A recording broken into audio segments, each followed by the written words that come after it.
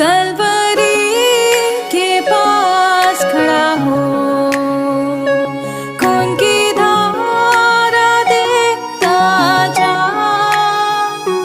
तेरे पापों का यही दाम दिया है मसीह यीशु ने।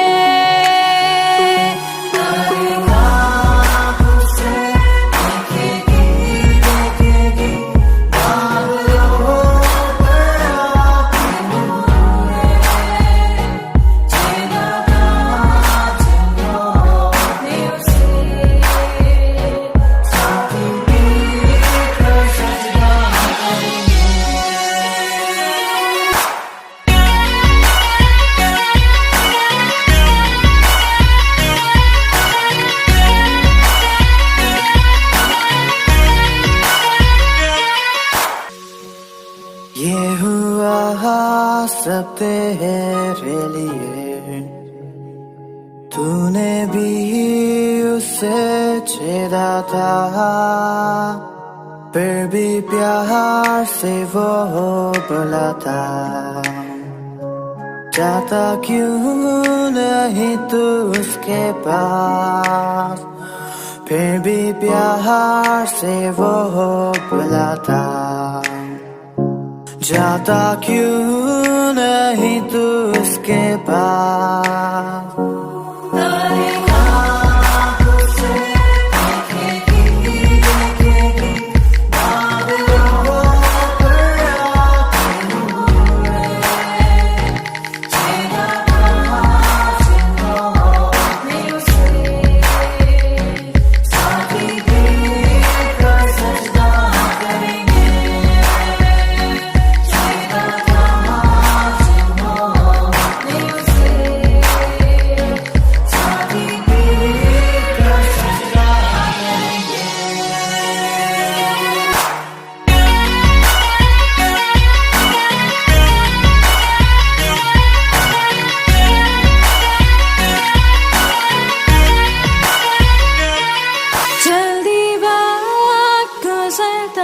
जाता है, रात अंधेरी आती है, तौबा कर दरवाजा होगा बंद, कुछ ना होगा वे पछताने से,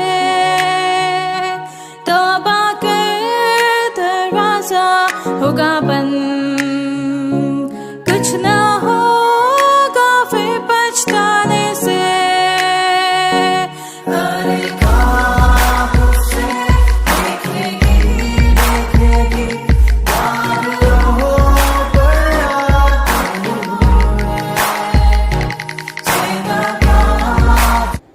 हम प्रभु परमेश्वर को धन्यवाद देंगे आज की सुंदर सुबह के लिए कि परमेश्वर ने एक बार फिर से सुंदर सुबह मुझे और आपको दी है कि हम प्रभु परमेश्वर की निकटता में आकर परमेश्वर की महिमा कर सके और उसके नाम को धन्य कह सके। प्रियो, एक बार फिर से प्रभु ने आज की सुबह मुझे और आपको दी है कि हम परमेश्वर की महिमा कर सके, परमेश्वर के नाम को धन्य कह सके। परमेश्वर हर कदम पर हमारी रक्षा करता है। फिर से एक दिन हमारे जीवन में दिया है। आज 5 जून है। परमेश्वर का धन्यवाद करते हैं कि उसने हर कदम पर हमारी रक्षा की। देश के इलेक्शन हुए, रिजल्ट आया और जो कुछ रिजल्ट आए उसके लिए भी हम परमेश्वर पिता को धन्यवाद देते हैं और हम यही प्रार्थना कर रहे हैं कि प्रभु एक अच्छी सरकार दे, स्थायी सरकार हो, जो देश का संचालन ईश्वर की इच्छा में, उसकी मर्जी में कर सके। जैसा कि आपको मालूम है कि हम 2 कुरिन्थियों का 13वें अध्याय का अध्ययन कर रहे हैं। इस पुस्तक का आखिरी अध्याय है और धीरे धीरे हम इसमें आगे बढ़ रहे हैं। परमेश्वर हमारी सहायता कर रहा है, हमारी मदद कर रहा है। आज फिर से मैं आपके सामने इस वचन को पढ़ना चाहता हूँ। 2 कुरिन्थियों का 13वां अध्याय और 7 पद से मैं आपके सामने पढ़ूंगा। लिखा है, हम अपने परमेश्वर से यह प्रार्थना करते हैं कि तुम कोई बुराई ना करोगे, इसलिए नहीं कि हम खरे दिख पड़े, पर इसलिए कि तुम भलाई करो, चाहे हम निकम्मे भी ठहरे, क्योंकि हम सत्य के विरोध में कुछ नहीं कर सकते, पर सत्य के लिए ही कर सकते हैं। 9 पद, जब हम निर्बल हैं और तुम बलवान हो तो हम आनंदित होते हैं और ये प्रार्थना भी करते हैं कि तुम सिद्ध हो जाओ। परमेश्वर अपने इस वचन के पढ़े और सुने जाने पर आशीष दे। हम प्रार्थना करें। जीवते और सच्चे विश्वास के योग्य परमेश्वर, हम बड़े आदर के साथ, दीनता नम्रता के साथ आप जैसे महान परमेश्वर के चरणों में झुके हैं। हम आपको धन्यवाद, आपकी स्तुति, आपकी प्रशंसा करते हैं कि आप हमारे महान प्रभु, दयालु पिता, विश्वास के योग्य परमेश्वर, अद्भुत युक्ति करने वाले प्राकारिक परमेश्वर, हम आपकी तारीफ करते हैं। इस दिन के लिए धन्यवाद जो दिन आपने दिया प्रभु, एक नया दिन एक बार फिर से आपने हमारे जीवन में दिया है कि हम आपकी तारीफ, आपकी प्रशंसा कर सकें, आपके नाम को धन्य कह सकें। इस महीने का प्रभु एक एक दिन हमारे जीवनों में से जाता रहा। परमेश्वर, हम प्रार्थना करते इस महीने में आपके अनुग्रह की दृष्टि हम पर बनी रहे, आपका हाथ हम पर बना, आपकी करुणा हम पर बनी रहे, ताकि हम आपके साथ साथ बढ़ते जाएं, आपकी महिमा कान बनते जाएं और जो आपकी योजना है उसको पूरा कर सकें। हे दयालु, हे सामर्थ्य विश्वास के परमेश्वर, हमारे सारे भाई बहनों के लिए, सारे श्रोताओं के लिए जो आज की सुबह हमें सुन रहे प्रभु जी, हम सभी के लिए प्रार्थना करते हैं, हर एक को उत्तम आशीष दे, हर बीमारी से, परेशानी से, कठिनाई से, दुख और मुसीबत से बचाएं। आपके अनुग्रह की दृष्टि बनी रहे, आपका हाथ बना रहे, आपकी करुणा बनी रहे, हर एक की आवश्यकताओं की पूर्ति करें। हम प्रार्थना करते हैं रतलाम के हमारे भाई चिकू के लिए, उसके जीवन के लिए पिता, आप उसके सारी समस्याओं का समाधान करें। जो आर्थिक कठिनाई है प्रभु जी, वो आपके नाम से दूर, आपका हाथ उन पर बना रहे, आपकी करुणा उन पर बनी रहे, ताकि वो आगे बढ़कर आपकी महिमा कर सकें। हमारे देश पर आपके अनुग्रह की दृष्टि चाहते हैं, प्रदेश पर आपके अनुग्रह की दृष्टि चाहते हैं और प्रार्थना करते हैं आपका हाथ प्रभु जी हम सब के साथ बना रहे, ताकि हम सब आपके नाम में आगे बढ़कर बहुतों के लिए आशीष का, आनंद का कारण बन सकें। हम सारी महिमा, आदर, गौरव प्रभु जी आपको देते हुए इस प्रार्थना को अपने प्रभु, अपने धारकर्ता यीशु मसीह के नाम से मांगते हैं, आमीन। प्रियो, परमेश्वर का धन्यवाद हो कि परमेश्वर हर कदम पर हमारी अगुवाई करता चलता है। जब एक एक दिन वो हमारे जीवन में देता है ताकि हम उसकी बड़ाई कर सकें, उसकी स्तुति कर सकें, उसके नाम को हम सराह सकें। 7 पद में इस बात को लिखा है, हम अपने परमेश्वर से ये प्रार्थना करते हैं। प्रियो, प्रार्थना ही जीवन है, प्रार्थना ही जय है, प्रार्थना ही शक्ति है। प्रार्थना के द्वारा आपको जीत मिलती है, प्रार्थना के द्वारा आप आगे बढ़ते हैं, प्रार्थना के द्वारा ही आप समस्याओं का समाधान होता हुआ देख सकते हैं। जिस किसी की समस्या में उनका समाधान नहीं हो रहा है तो परमेश्वर कहता है कि प्रार्थना में लगो। वो कहता है आशा में आनंदित रहो, क्लेश में स्थिर रहो और प्रार्थना में नित्य लगे रहो। रोमियोस का 12वां अध्याय उसके 12 पद में ये बहुत स्पष्ट लिखा है। और इसलिए यहाँ कहता है कि हम अपने परमेश्वर से यह प्रार्थना करते हैं कि तुम कोई बुराई ना करो। प्रार्थना का विषय ये है कि हम अपने भाई बहनों के लिए प्रार्थना करें, एक दूसरे के लिए प्रार्थना करें ताकि ये बुराई ना करें, मैं बुराई ना कर पाऊँ। अपने लिए प्रार्थना करें ताकि मुझसे कोई बुराई ना हो।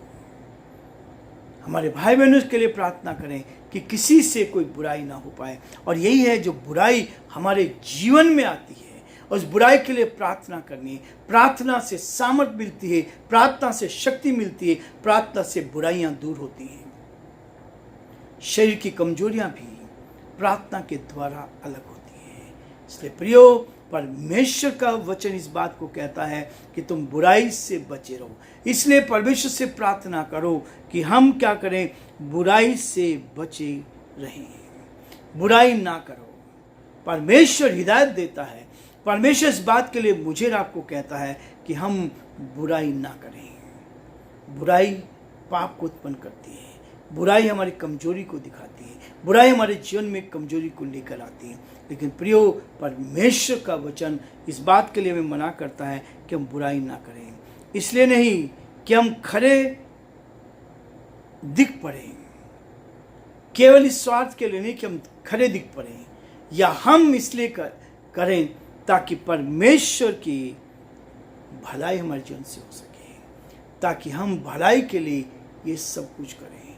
बुराई से बचना है तो भलाई के लिए करना है, ताकि हम भलाई में आगे बढ़ते जाएं और भलाई करते चले जाएं। यही परमेश्वर चाहता है, यही प्रभु मुझसे आपसे चाहता है। जब हम उसके लिए प्रार्थना करते हैं, अपना समय प्रार्थना में व्यतीत करते हैं, तो परमेश्वर हमारी अगुवाई करता है, परमेश्वर हमारी रक्षा करता है, परमेश्वर हमें अपने हाथों में रखता है, ताकि हम उसके साथ आगे बढ़कर परमेश्वर की महिमा को आगे बढ़ाते चलें। चाहे हम निकम्मे ही ठहरे,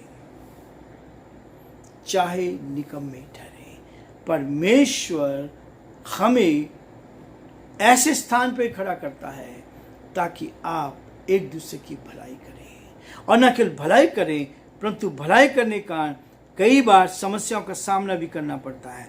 और परमेश्वर इसलिए कहता है कि हम खरे दिखें, ईमानदार दिखें, सच्चाई हमारे जीवन में दिखाई दे। जब आप जो भी कुछ संसार में करते हैं उससे आपके जीवन से सच्चाई झलकनी चाहिए, आपके वचनों से सच्चाई झलकनी चाहिए, ताकि आप परमेश्वर के इन वचनों को लेकर परमेश्वर की महिमा कर सकें, और जो परमेश्वर की योजना है उसको आप अपने जीवन में पूरा करते चले जाएं। प्रियो, परमेश्वर का वचन इसी बात के लिए मुझे बार बार इस बात के लिए ठहराता है ताकि हम उसकी महिमा करें। और उसके बाद कहता है, इसलिए कि तुम भलाई करो और चाहे हम निकम्मे ही ठहरे। भलाई करने के कारण लोग हमें निकम्मा भी कहें तो कोई बुराई की बात नहीं। परमेश्वर आपको उस भलाई के कारण, जो लोग निकम्मा कहते हैं, जो लोग हमारे विरोध में बोलते हैं, वो सब लज्जित होते हैं, वो सब लज्जित होते हैं। इसलिए प्रियो, परमेश्वर चाहता है कि अपने जीवन को ईमानदारी से, सच्चाई के साथ, विश्वास योग्यता के साथ हम आगे बढ़ाते चलें।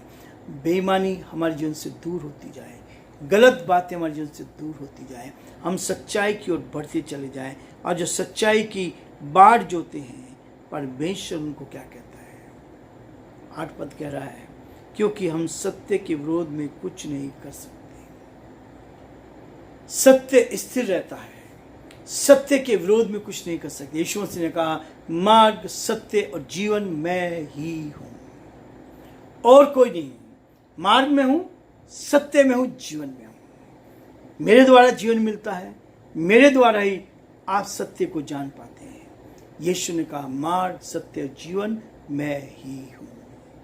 इसलिए प्रियो, हम सत्य को अपने साथ लेकर चलें। जब आप परमेश्वर की महिमा करते हैं, परमेश्वर के नाम को धन्य कहते हैं, तो आपका जीवन बहुतों के लिए आशीष का, आनंद का कारण बन सकता है। प्रियो, आज हम ही रुकेंगे, कल फिर से इसी अध्याय को आगे बढ़ाएंगे ताकि हम परमेश्वर की महिमा कर सकें। प्रभु आप सबको बहुत आशीष दे, और परमेश्वर का हाथ आप पर और आपके पूरे परिवार पर